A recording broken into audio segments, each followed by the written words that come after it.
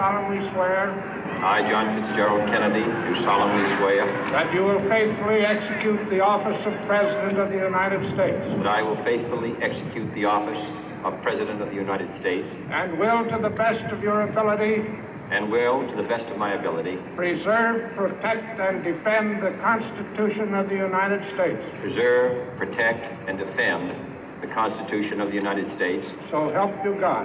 So help me God.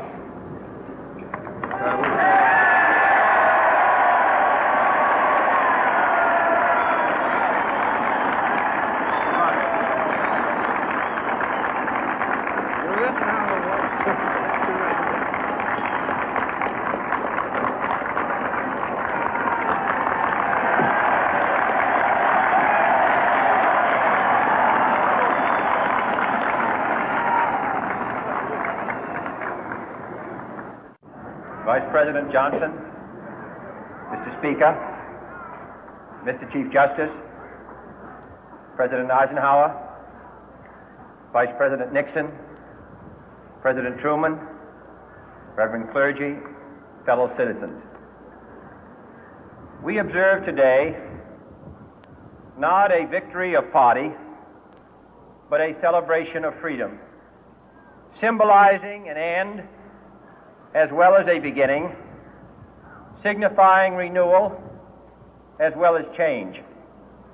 For I have sworn before you and Almighty God the same solemn oath our forebears prescribed nearly a century and 3/4 ago.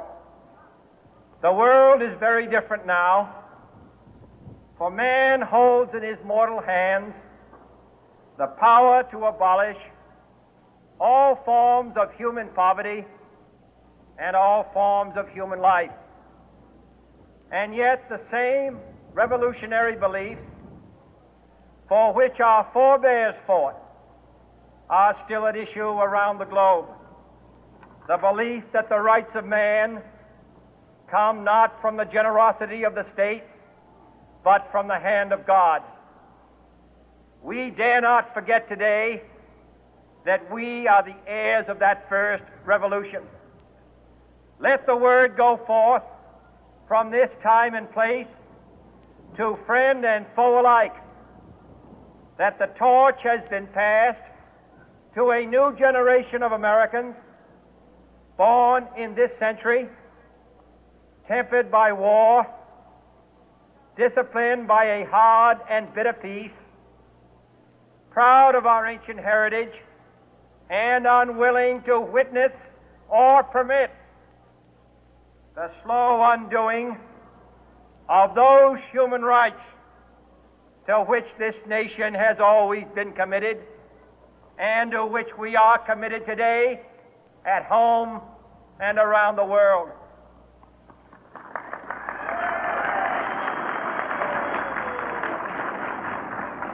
Let every nation know, whether it wishes us well or ill, that we shall pay any price, bear any burden, meet any hardship, support any friend, oppose any foe to assure the survival and the success of liberty.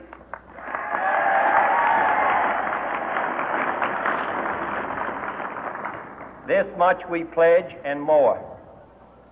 To those old allies whose cultural and spiritual origins we share, we pledge the loyalty of faithful friends.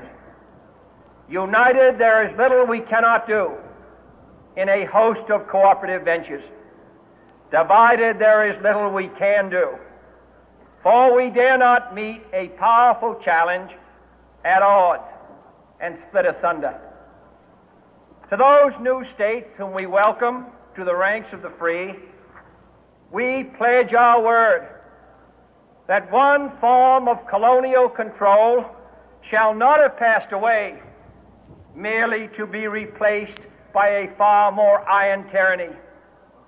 We shall not always expect to find them supporting our view, but we shall always hope to find them strongly supporting their own freedom, and to remember that in the past, those who foolishly sought power by riding the back of the tiger ended up inside.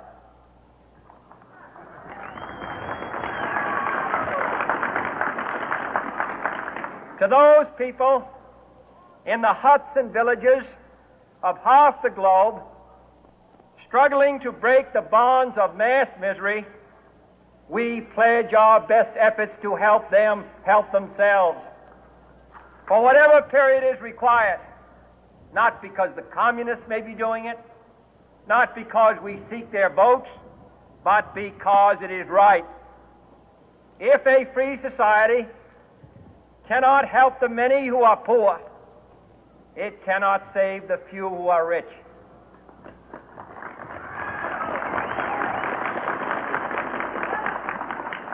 To our sister republics south of our border, we offer a special pledge to convert our good words into good deeds, in a new alliance for progress, to assist free men and free governments in casting off the chains of poverty.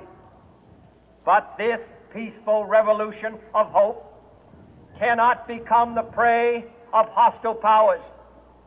Let all our neighbors know that we shall join with them to oppose aggression or subversion anywhere in the Americas. And let every other power know that this hemisphere intends to remain the master of its own house.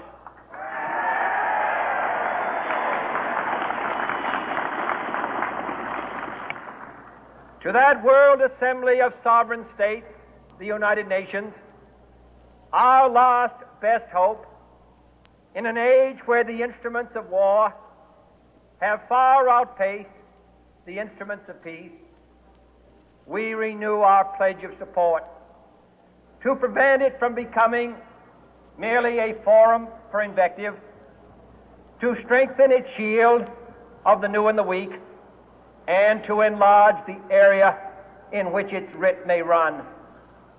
Finally, to those nations who would make themselves our adversary, we offer not a pledge, but a request that both sides begin anew the quest for peace. Before the dark powers of destruction, unleashed by science, engulf all humanity in planned or accidental self-destruction, we dare not tempt them with weakness, for only when our arms are sufficient beyond doubt can we be certain beyond doubt that they will never be employed. But neither can two great and powerful groups of nations take comfort from our present course, both sides overburdened by the cost of modern weapons, both rightly alarmed by the steady spread of the deadly atom, yet both racing to alter that uncertain balance of terror that stays the hand of mankind's final war. So let us begin anew, remembering on both sides that civility is not a sign of weakness, and sincerity is always subject to proof. Let us never negotiate out of fear, but let us never fear to negotiate.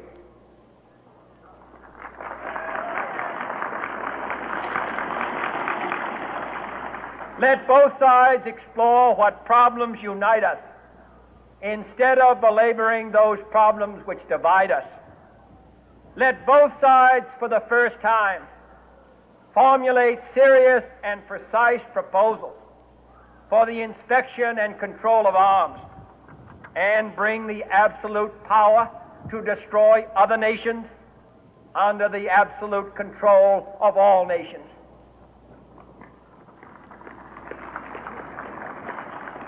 Let both sides seek to invoke the wonders of science instead of its terrors. Together, let us explore the stars, conquer the deserts, eradicate disease, tap the ocean depths, and encourage the arts and commerce.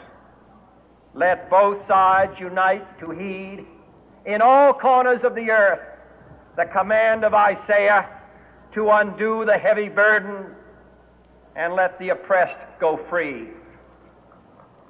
And if a beachhead of cooperation may push back the jungle of suspicion, let both sides join in creating a new endeavor, not a new balance of power, but a new world of law, where the strong are just and the weak secure and the peace preserved.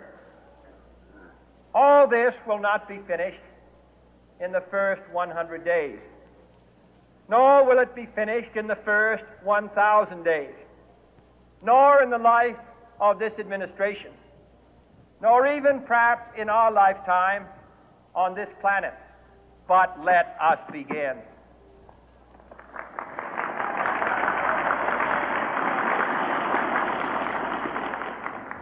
In your hands, my fellow citizens, more than mine, will rest the final success or failure of our course. Since this country was founded, each generation of Americans has been summoned to give testimony to its national loyalty. The graves of young Americans who answered the call to service surround the globe. Now the trumpet summons us again, not as a call to bear arms, though arms we need, not as a call to battle, though in battle we are, but a call to bear the burden of a long twilight struggle, year in and year out, rejoicing in hope, patient in tribulation, a struggle against the common enemies of man, tyranny, poverty, disease, and war itself. Can we forge against these enemies a grand and global alliance, north and south, east and west, that can assure a more fruitful life for all mankind? Will you join in that historic effort?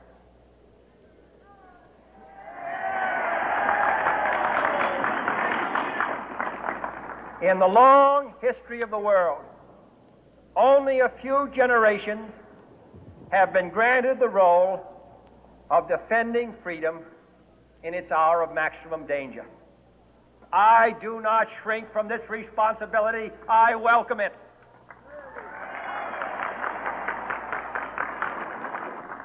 I do not believe that any of us would exchange places with any other people or any other generation. The energy, the faith, the devotion which we bring to this endeavor will light our country and all who serve it. And the glow from that fire can truly light the world.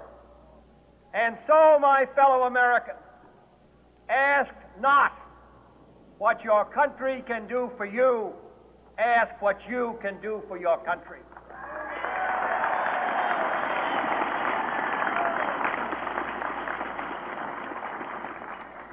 My fellow citizens of the world, ask not what America will do for you, but what together we can do for the freedom of man.